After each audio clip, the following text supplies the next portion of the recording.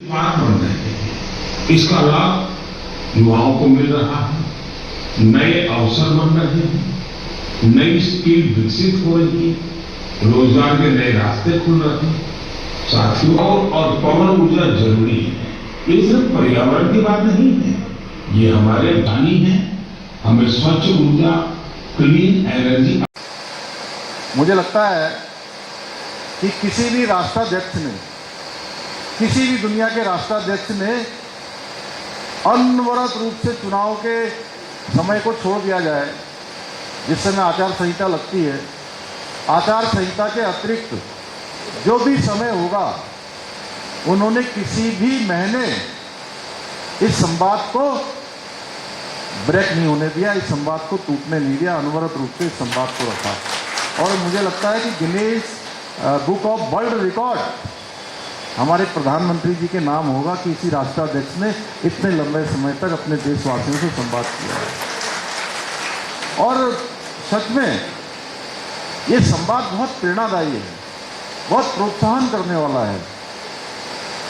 और ऐसे लोगों को जो कर्मनिष्ठ लगातार अपनी साधना में लगे हैं, किसी काम में लगे हैं, लेकिन उनको कोई देख नहीं रहा है, काम बहुत बड़ा कर रहे हैं लेकिन उनका नाम बड़ा नहीं है। ऐसे लोगों को पूरे देश और दुनिया के सामने लाकर उन्होंने एक तरह से एक मान्यता देने का काम, उनको पहचान देने का काम अपनी मन के कार्यक्रम के माध्यम से किया है। उन सबका प्रोत्साहन किया है।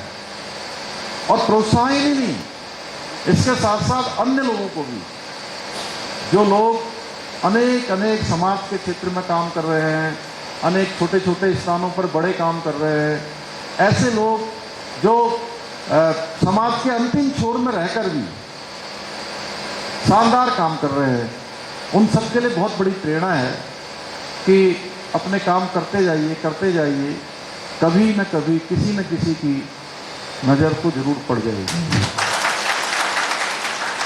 ये हम सब कार्यकर्ताओं के लिए भी है। कई बार हमारे कार्यकर्ता बहुत बार काम करते करते ये सोचने लगते होंगे कि मैं बहुत काम करता हूँ, मुझे कोई देख नहीं रहा है। थोड़ी देर के लिए ऐसा लग सकता है, कुछ समय के लिए लग सकता है, कुछ महीनों के लिए लग सकता है, कुछ लोगों को बरसों भी लग जाते हैं। लेकिन जो काम करता है, मेहनत करता है, परिश्रम करता है, वो ज़्यादा दिनों तक छुपा हुआ नहीं रह सकता है, क्योंकि एक न एक दिन उसका काम जरूर सामने आ जाता है। इसलिए सतत रूप से हम सबको भी काम करना है। आज हमारे पास, हमारे देश के अंदर जो नेतृत्व है, हमारे प्रधानमंत्री मोदी जी के रूप में, वो विश्वव्यापी नेतृत्व है, पारदर्शी नेतृत्व है।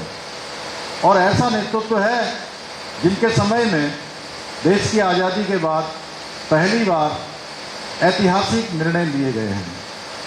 और देश और दुनिया के अंदर, पूरी दुनिया के अंदर भारत का मान सम्मान हर क्षेत्र में बढ़ा है।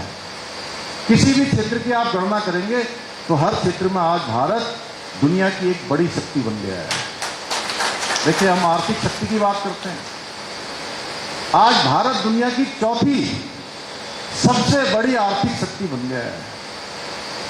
आज खेल का मैदान लीजिए, आज विज्ञान का क्षेत्र लीजिए, साइंस टेक्नोलॉजी का क्षेत्र लीजिए, एआई का क्षेत्र लीजिए, रक्षा का क्षेत्र लीजिए। हम उत्तराखंड में रहते हैं, रक्षा के क्षेत्र में जहां पहले के समय में, मुझे याद है, क्योंकि हम सब लोग, ज़्यादातर लोग फौजी परिवारों के हैं, कोई डायरेक्ट किसी के पिताजी नहीं होंगे, किसी के दादाजी होंगे, दादाजी नहीं होंगे तो किसी के नाना जी होंगे, किसी के चाचा नहीं होंगे तो मामा होंगे, मामा नहीं होंगे तो कोई जो है फूफा होंगे, कोई न कोई फौज से जुड़ा हुआ जरूर होगा।